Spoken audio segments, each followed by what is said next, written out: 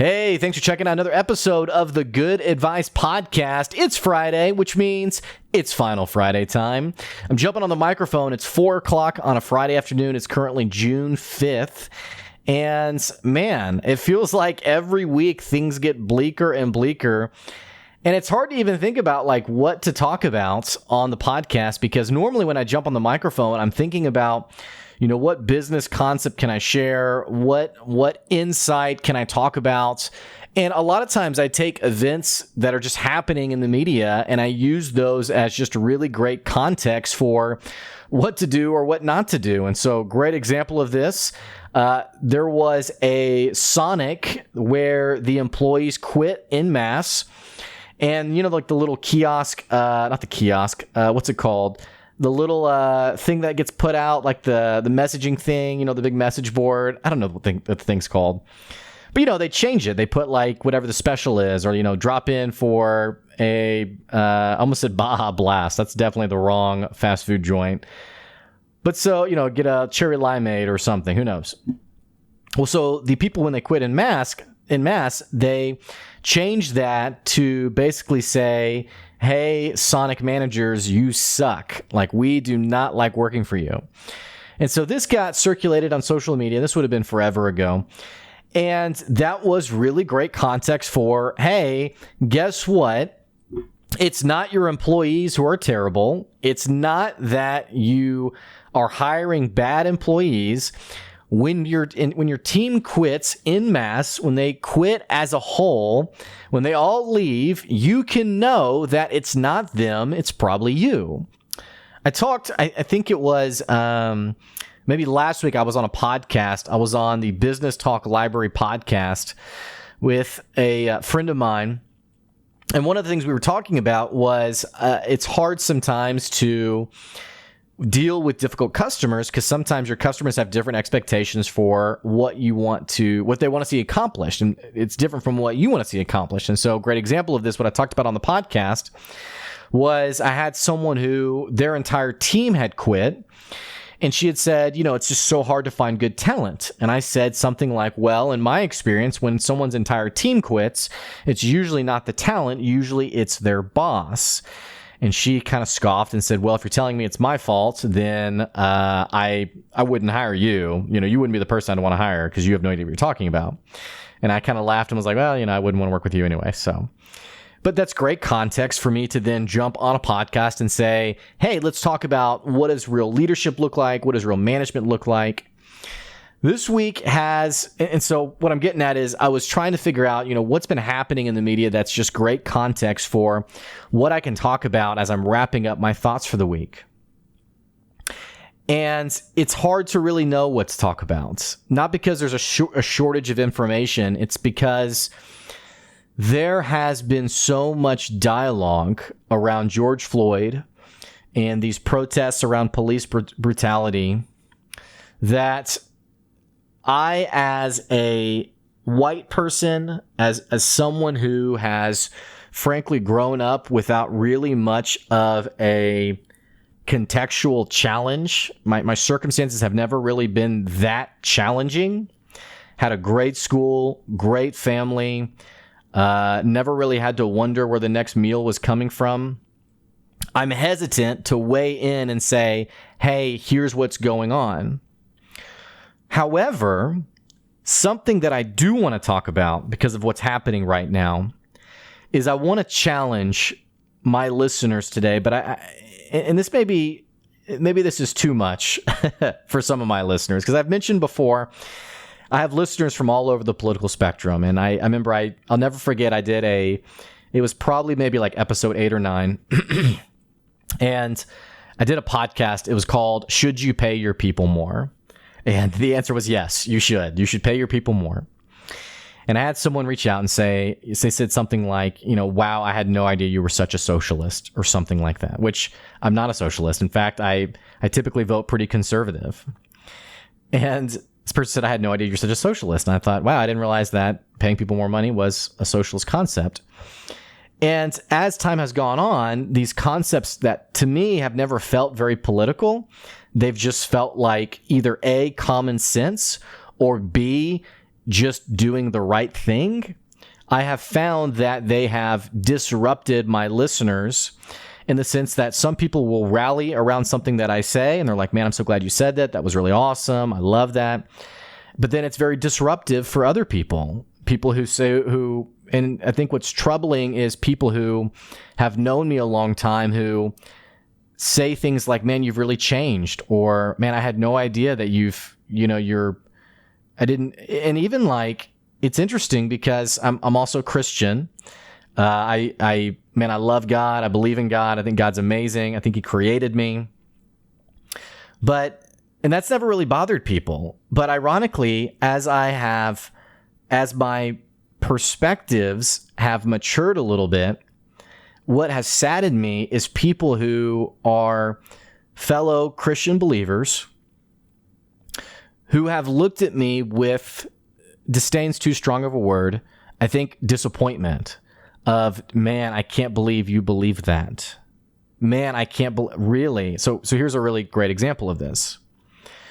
So whenever and let's just go ahead and let's just tear the Band-Aid off. Let's just get totally into this and let me piss off some of you and excite the rest of you.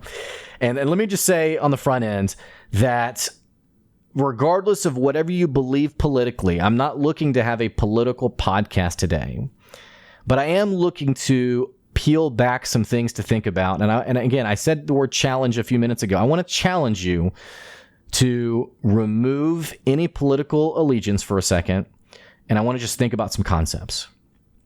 But so whenever there was the news coming out of the people who were coming over the border illegally, and kids were being separated from parents, and there was like the images coming out of kids like in kind of makeshift jail cells, not really jail cells, that's too political of term, but like, these, and even cages is too strong a word. They weren't caged. It's like, think of like a gym room with like steel fence, like what you'd see like around like a building, for example. And this fencing has sort of marked off certain spots of this gym so people like are in the right places. Well, seeing quite a bit of these images out, I began getting kind of concerned, feeling like this might be a bit inhumane, and especially kids who are being separated from parents. I don't know if I'm down with that. And so my wife and I, again, typically vote pretty conservatively. We both put out a Facebook post. It's probably the only Facebook post we've ever put out that's ever been political. And it basically just said, hey, we're not okay with this. Like, we believe, and because many of the people who we're friends with on Facebook are fellow Christian believers, we said something like, hey, we think it's the role of the church to just be advocates for people who can't be advocates for themselves. And going back to my original comment of the disappointment I received, it was amazing. People who were fellow Christian who were like, man, you've changed. Like, I didn't know you. And I said, we typically vote pretty conservative. I didn't know you guys had become so liberal, which in my mind, I'm thinking like, what is political about this? What's political about this? Right. And, you see this image of a video of a guy with a cop's knee on his neck, pressing on it for endless minutes until the person dies. And you have to ask yourself, what's political about that? Like, why do we have to make this something political rather than, hey, there's something wrong with that image? And what I want to challenge you with today, I want to challenge you to think about the echo chambers in your life. And if you're not familiar with that phrase, what an echo chamber is, you know what an echo is, obviously. You say something and you hear it back.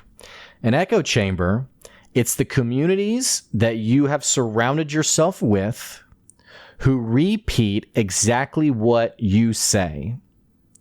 And so it's people who find fellow communities who believe what they believe, and who, because they believe the same things, they reaffirm those beliefs to basically a deeper and deeper extent, until it becomes so entrenched in that community that there is no room or space for any other ideologies, perspectives, thoughts, anything. So here's a really great example of this.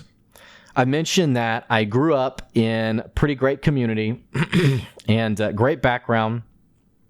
Man, I had such an amazing upbringing, and I'm not disappointed in that. I don't wish that I had had a different upbringing. I loved my upbringing. I have been so blessed to have had such a great support system growing up. Well, part of the rhetoric of growing up was I didn't go to a public school. I went to a private school. And the part of the rhetoric I got was public schools are crap. Kids who are struggling in public schools, they don't care about school. Their parents don't care about school. They are basically dropouts who care nothing. They just want to be lazy, do nothing all day, whatever. And this was said quite a bit, just as maybe not so explicitly, but it was kind of a perception.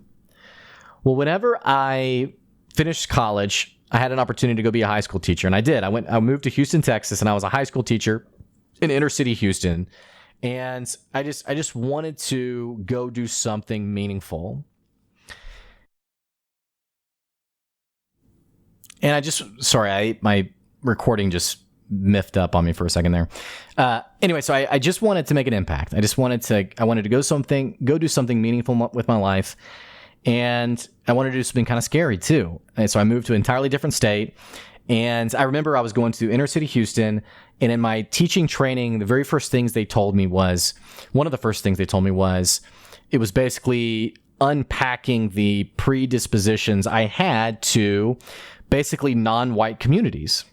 And one of the things in this training was that people who are in public schools and people who are part of a lower socioeconomic status, it is not accurate. It's not true that they do not care about school. In fact, more often than not, you have kids who are challenged by the expectations of a typical school day, because in many cases, they are sometimes even the breadwinner of their family. There's somebody who, I remember actually when I was a teacher, I had a student who, at my 7 a.m. class, he was always on the brink of falling asleep, not because he was lazy, not because he didn't care, but because every night before, he would work till about 2 or 3 in the morning at a restaurant. And he was one of the primary breadwinners in his family. And in his family, there was him, there was his mom, there was 4 of his siblings, and they all were in this tiny apartment. And he, as the oldest, was expected to get out there and basically help pay rent. And this is just one of the very real challenges that one of my students was facing. Point that I'm getting at, until I finally got into the school system and got exposed to something different from what was told to me, I never would have understood a different perspective. In fact, as I began looking at it, and I had always been kind of told this sort of bootstrap ideology, your success is totally, your success is directly correlated with the effort that you put in, the amount of work you put in, and that is partly true. I'm not diminishing that. However, there are systems in place that make it more challenging for some people compared to other people. So here's an example of this. Going back to the school system, I had students who could not speak English, not because they didn't want to, not because they had contempt for America or speaking English. It's because they were one of thousands of students in the school district who had not been given the training to basically learn English. And so part of this, because of their lack of literacy in English, is that they are not able to advocate for themselves because they don't, for example, they get their transcript. They don't know how to read it. It doesn't make sense. There's no one they can go to talk to. And so what ends up happening is people get left behind. They get lost in the system. And it's frankly, it's a consequence of 1, their race, and 2, their financial status. And it's not comfortable to talk about these things. And yet, the more we are hesitant to have these conversations, the more we prevent ourselves from having actual real change. So let me tie this together to what I was talking about earlier. There's a halfway house here. And I remember we would take customers when we're doing our leadership development, we would take customers to this halfway house. And part of the activity was their job was to cook a meal for the men in this halfway house. And so what they would have to do is they would cook the meal. And man, it was so funny just unpacking this a little bit, because you have to cook the meal for the men in the halfway house. And these are former drug addicts, former alcoholics. I mean, they're just trying to get back on their feet. They'd have to cook the meal, and then they part of the activity was then to sit down and eat the meal with these people. And it was amazing how people would be comfortable cooking the meal, but they wouldn't be comfortable sitting down and having a conversation with someone. But so what we would do is we would do this event, and then afterwards I would sit down with these customers, these people who were part of this leadership program, and we'd talk about it. And I'd say, tell me about this. What do you think about this? And it was always amazing that there would always be a few people who would be, again, the word contempt is what comes to mind. There would be simply contempt for that people group. It would be, I didn't have very much empathy for them. I didn't have very much, frankly, they are in that situation because of their own doing. And I don't want to remove personal responsibility from the equation whatsoever. That's not what I'm saying. But definitely a lack of empathy. And it kind of, I think what's so challenging about this is, and right now, I don't even know really what I'm getting at, other than just like stream of consciousness telling example after example after example. I remember I was at a church event for this church I was at, and this homeless guy came in, and I was in leadership with this church, and someone came to me and said, "Hey, Blake, some people are uncomfortable with that person being here. Can you ask them to leave?" And I went to that gentleman and I said, "Hey man, do you want to come sit with me?" And I came, he sat with me, and I got him a bottle of water. And I just remember feeling like this is the right thing to do, And it's so funny to me how people who are less fortunate, rather than the whole walk a mile in their shoes, be empathetic, be an advocate, be a voice. Instead, we are very much, full of contempt and frankly locked in our echo chambers of poor people are lazy, people who are in unfortunate circumstances. Or even frankly, even talking about George Floyd. I saw some Facebook posts of, if you don't want to get killed by the cops, don't resist arrest. And it's like, dude, you don't even know what you're talking about. Look at the video. You don't even know what you're talking about. But we get so trapped in these echo chambers where all we post is what we want we post something, and then we look at the comments, and everyone who says, right on, you go girl, yes, that's right, retweet, what have you, we smile and we like all of those comments. And then the people who post something contrary to what we think, we unfollow them, or we block them, or we delete their comment. That is very typical to how we deal with contrasting opinions. And all I got to say is, if you're going to become someone who is full, someone who grows, someone who is mentally and emotionally mature, if you want to become a whole person, the only way you can do that is by opening your eyes and opening your ears and embracing new perspectives. You got to embrace new perspectives. And I remember I'm so grateful. I mean, being in Houston, being a teacher was hands down the hardest thing I have ever done in my life. Before that, I lived in Mississippi. I was in the Mississippi Delta, and they have not even poverty. They have something called super poverty. And getting face first with that and realizing that there are systems in place that are so antithetical to someone's advancement in society. Like, if I had not gotten faced with that firsthand, where I could see it, where I could touch it, then what would have happened is I would have resolved to stay on Facebook in the communities that make me feel good about myself, that allow me to keep my head down. And that's what I would have done, right? But we as people, we have an obligation. If we're going to grow as people, we have to put our ear to the ground and listen to what's happening. We have to pay attention to what's happening. And it's not conspiracy theories. It's not political pandering. It's not, this is just Joy and I, my wife, we've been really following this George Floyd case.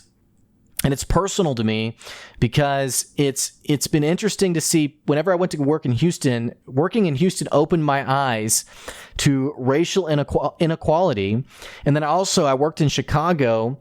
I was at this trip in Chicago working with the homeless, and it was all about giving dignity to people who were less fortunate. And that just totally opened my eyes. But the reason we've been really following this George Floyd thing is that despite these personal, eye-opening events, we still have people who are in disbelief and frankly they're the ones accusing of conspiracy theories. They're the ones accusing of schemes or this is just a ploy or what have you. But with George Floyd, now they are curious and listening. And so we've been so enthralled just to see people engaged in this conversation. And my hope is that we can look at these things without a political lens. And I get it. It's a bit naive to say that in the sense of, of course there's a political element here. And of course politics are constantly in play, but we have an opportunity to grow as people. And if I can just frankly get religious for just a second, man, the groups that the Bible talks about as being most important, the people who God typically cares about, are the widows, the orphans, the poor, and the foreigners. And so for me to be so involved in wanting people to be advocates for the poor, and yet that be something that is now political or, I'm kind of over it. I'm done with it. And in the same way, I think we have a people group who, not that there is a national ploy to suppress one race over another, but there have been too many instances that there's been too many instances for us to be able to look away and say that there is not institutional problems that need to change. And so my challenge to you, my plea to you, don't be that person getting on Facebook and being an idiot. And frankly, pardon my language, a jackass. I saw someone post today, and it was a rant against George Floyd. And it was this whole advocacy for the African American population is basically a conspiracy. It's a ploy to make Donald Trump look bad. And I thought, man, you're small. Seriously, man, you're small. That you cannot step away from the events and detach yourself from the talk radio-esque type of post. You cannot step away and ask yourself, okay, what can I gain from this? Not even just what can I gain from this, what can I learn from this? What opportunity is there in front of me to learn something and grow in a certain way, to be a fuller person and it's not even about being a fuller person, it's about being someone who now I can make a bigger impact because I understand the demographics around me. I understand the dialogue around me. I understand the circumstances around me. Now I can make a bigger impact because I've opened my eyes and engaged new perspectives so that I know what's going on. You will never be someone who's fully figured it out. And so I implore you, I encourage you to embrace new perspectives. It doesn't mean you need to totally change. It doesn't mean that you're wrong either. It doesn't mean that whatever ideologies you hold, that they are not correct. But it could be that they're not fully correct, or your perception of what they are, they don't really match reality. And if we're going to be people of impact, well, then we have to understand what's really happening and what's going on. Next week, we'll have a new podcast interview going up, as well as another Final Friday. I hope you are doing well. Hey, if you've never checked out this podcast before, I want to encourage you to subscribe to the podcast. Definitely leave us a 5-star review if you enjoyed the podcast. Also, we have a way that you can donate to the podcast. It's patron.podbean.com/goodadvice. help us continue to get good quality episodes for your benefit. You can check that out. And as always, I appreciate you listening. Hey, I'll catch you later. See ya.